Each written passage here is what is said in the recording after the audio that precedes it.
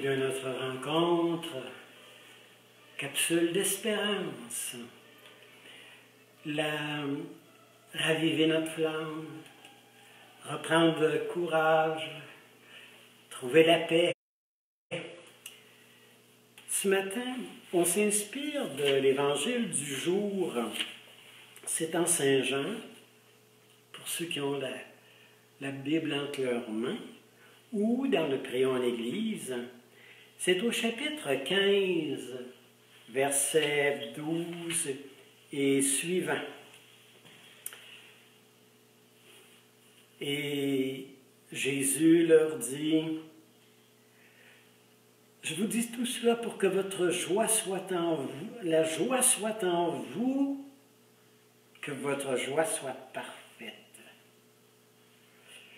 Voici mon commandement. Aimez-vous les uns les autres comme je vous ai aimé. Nul n'a de plus grand amour que celui qui se dessaisit de sa vie pour ceux qu'il aime. Vous êtes mes amis.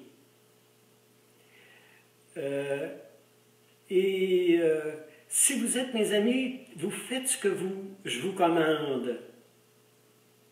Je ne vous appelle plus serviteur, ami, car le serviteur ignore ce que le maître fait. Je vous appelle ami. Parce que ce que j'ai entendu auprès de mon Père, je vous l'ai fait connaître. Ce n'est pas vous qui m'avez choisi, c'est moi qui vous ai choisi. Que vous alliez, que vous donniez beaucoup de fruits, que votre fruit demeure. Si bien que tout ce que vous demanderez au Père en mon nom, il vous l'accordera. Ce que je vous commande, c'est de vous aimer les uns les autres. Exigeant la parole de Dieu, ça demande beaucoup. D'abord, pour plonger aujourd'hui dans la parole, je nous raconte cet événement d'un père de famille qui vit un certain confinement là, avec les enfants. Alors il rentre à la maison de son travail, mais il a tout son temps, lui, là, pour passer avec la famille. Alors, il s'installe confortablement, son journal entre les mains. L'enfant rentre dehors, il veut jouer avec son père, lui. Ça arrive tellement pas souvent que son père est là, chez eux. Alors le père, là, vraiment, là, vous savez, il est un peu dérangé, désinstallé par l'enfant. Alors il lui vient une idée de génie au père. Il prend le journal, page centrale, ouverte, tout grand devant lui, et la déchire en 100 morceaux. Jette ça par terre. Il dit à l'enfant, écoute, je vais aller jouer dehors avec toi, mais d'abord, tu me ramasses les papiers journal, c'est la carte du monde, et tu me rebâtis la carte du monde, sans erreur. Les lacs à bonne place, les montagnes, les villes, les pays. Tu comprends? Tu me remontes la carte du monde. Alors l'enfant, qu'est-ce qu'il ne ferait pas pour aller jouer avec son père dehors? Alors il monte dans sa chambre et remonte la carte du monde dans un temps record. Alors il revient et son père dit non, ça ne se peut pas là. Tu ne connais rien en géographie. Tu ne feras pas croire que tout est à sa place là. Non, non. Parfait, hein? La carte du monde, vraiment là, c'était première classe. Et le père dit à l'enfant, mais comment est-ce que ça se fait? Ah, papa, t'as pas remarqué, hein? L'autre bord du papier journal, l'autre côté de la carte du monde, il y avait le visage d'un vieux monsieur, avec plein de plis, de craques. Alors je lui ai remonté les fentes, là, je lui ai remonté tous les canaux qu'il y avait d'en face. Je lui ai remonté la face et j'ai collé ça. Et ça donnait... J'ai retourné ça de bord et la carte du monde était parfaitement remplie. La leçon est très simple. On veut remonter le monde, hein? On veut refaire la carte du monde. On voudrait que le monde soit meilleur, on voudrait que le monde soit plus uni, on voudrait que le monde s'entende mieux, on voudrait que le monde se pardonne, on voudrait que le monde, ce soit une grande fête d'une danse, notre monde. Si tu veux changer le monde, commence d'abord par te remonter le visage, de te laisser refaire une beauté, de retrouver ta grâce, de retrouver ton éclat, ton émerveillement, ton cœur d'enfant. Ouais? On peut changer notre monde. Faut-il encore que notre visage donne le goût, le désir d'être des gens qui suivent un chemin, qui vont à quelque part, qui se renouvellent à chaque matin, qui savent déposer leurs fatigues, leurs soucis et qui se confient à Dieu. Aujourd'hui, pour nous aider à faire notre démarche, pour se renouveler le visage, pour se remonter la face, pour être des belles personnes, des personnes qui ont un attrait. Alors, un attrait pour donner le goût aux gens d'être en vie, en lumière, en beauté. Je prends quelques paroles de l'Évangile d'aujourd'hui. D'abord, Jésus nous dit, « Ce n'est pas vous qui m'avez choisi, c'est moi qui vous ai choisi pour que vous soyez là où je vous ai placé, là à votre place, et que vous donniez du fruit. » On est choisi avant que j'arrive au monde, avant que je remplisse le rôle qui m'est donné dans la vie, avant que j'arrive au monde, Dieu m'a rêvé. Dieu m'a imaginé.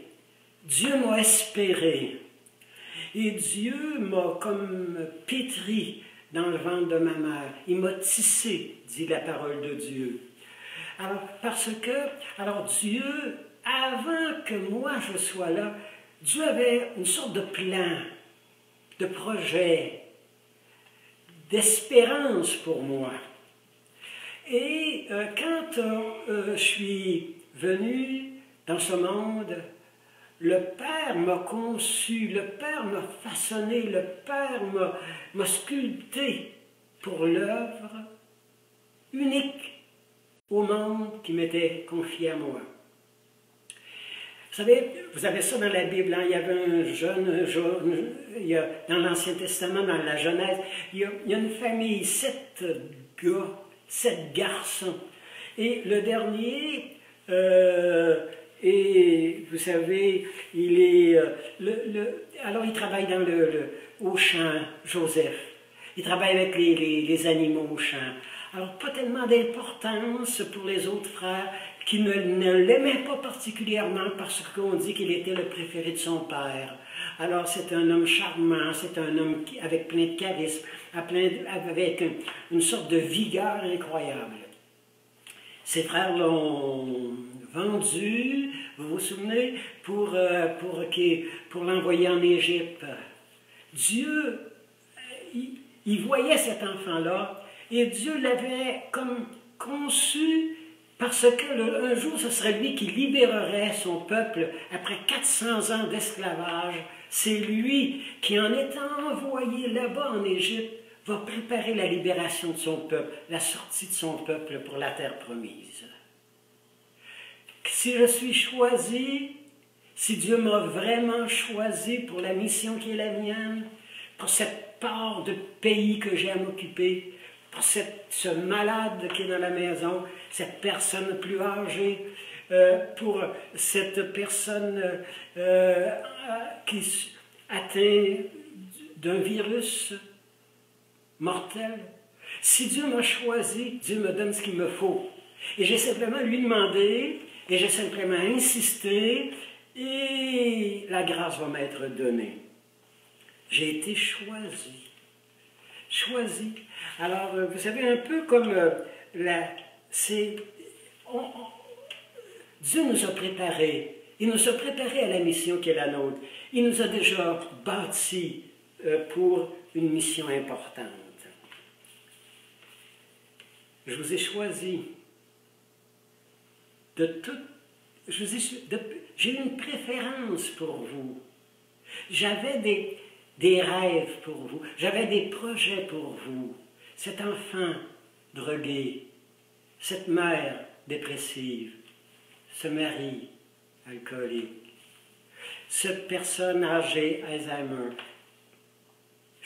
Il me semblait que tu étais la meilleure personne pour pouvoir aimer, t'en occuper, prendre soin. J'ai choisi pour la mission qui est la tienne. Je vous donne un témoignage. Jésus qui dit « Aimez-vous les uns les autres ». Aimez-vous et donnez, celui qui aime donne sa vie. Il se dessaisit de sa vie pour la donner.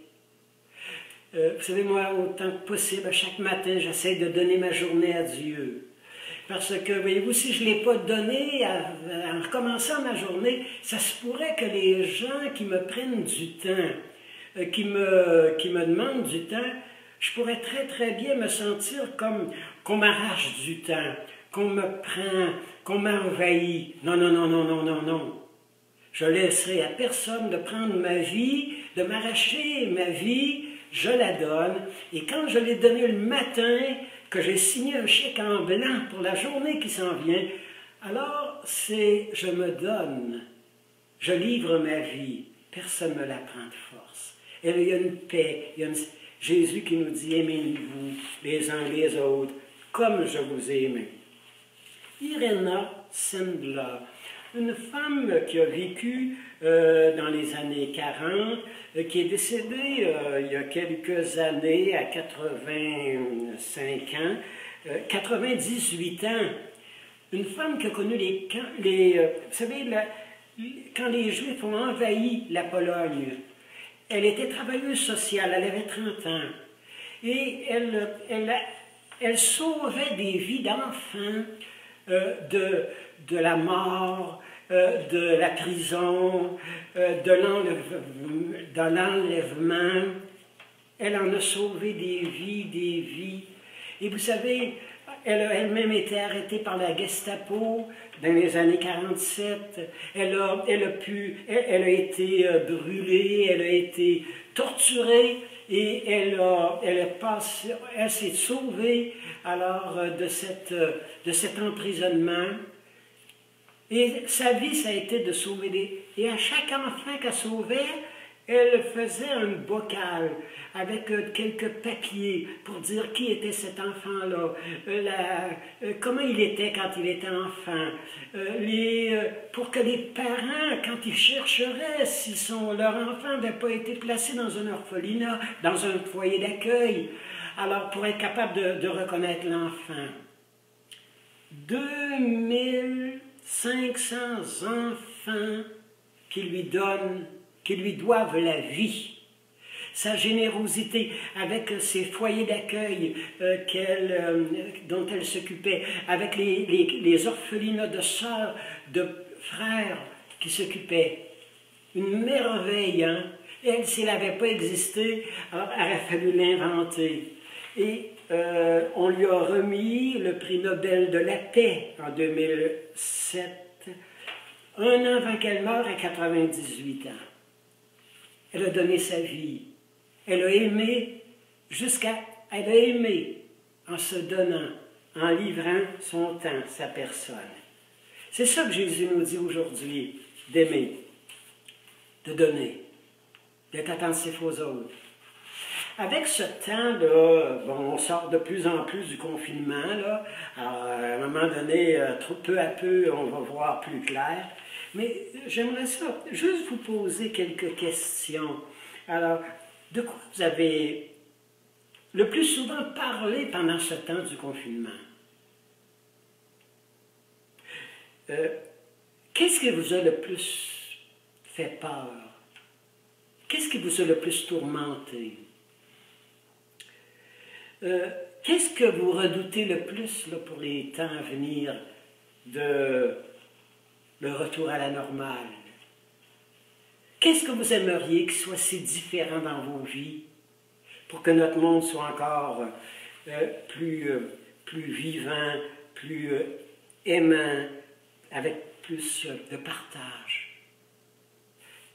Qu'est-ce que vous aimeriez tant changer dans notre monde? Et j'aimerais vous laisser avec un témoignage. Alors, c'est celui de Jean-Claude Roman. Alors, Jean-Claude Roman, c'est un homme de la Belgique. Alors, Jean-Claude c'est quelqu'un qui, vous savez, c'est un tueur en série. Il s'était fait passer pour un médecin. Il avait fait une fortune en exploitant les gens, en faisant des placements. C'est un faux. Il n'était même pas médecin. Et pendant 16 ans, il a fait ce travail. Vous savez, et quand il s'est vu pris, dénoncé, il a assassiné sa femme. La honte, là, plus capable d'être en sa présence. Et il va tuer ses 2 enfants et après il va se rendre chez les grands-parents, ses propres parents, et il va les abattre à coups de carabine. À vie en prison. Et sa prison, à peu près quelqu'un qui le commettre, il y a une abbaye, un grand abbaye. Très, très, très, très sévère, très exigeant. Il va demander d'être accueilli. Et les moines ont répondu à l'appel de l'accueillir. Et il est encore là aujourd'hui dans les murs, à continuer sa vie de prière, sa vie de rédemption, de salut, de retrouver la paix, de retrouver l'amour, de retrouver dans la prière. Alors, un homme, alors avec vous savez, dans un amour, dans un don, dans un service à la communauté. Quand j'ai lu son histoire dans Paris Match, je lui ai envoyé ma blessure et tendresse. Je lui ai fait parvenir par Paris Match ma blessure et tendresse. Et avec la prière, notre prière, que vous connaissez certains, ô Vierge, il se fait tard, tout s'endort sur la terre. C'est l'heure du repos, ne m'abandonne pas. Mets ta main sur mes yeux, comme une bonne mère. Ferme-les doucement aux choses d'ici-bas. De soucis, de chagrin, mon âme est fatiguée. Le travail qui m'attend est là tout près de moi. Mets ta main sur mon front. Arrête mes pensées. D'où sera mon repos s'il est béni de toi, pour que demain plus fort, ton humble enfant s'éveille et reprenne gaiement le poids du nouveau jour. Mets ta main sur mon cœur, que lui seul toujours veille, et redise à son Dieu un éternel amour. Et écoutons maintenant le chant de Robert Lebel, que nos gestes parlent de toi.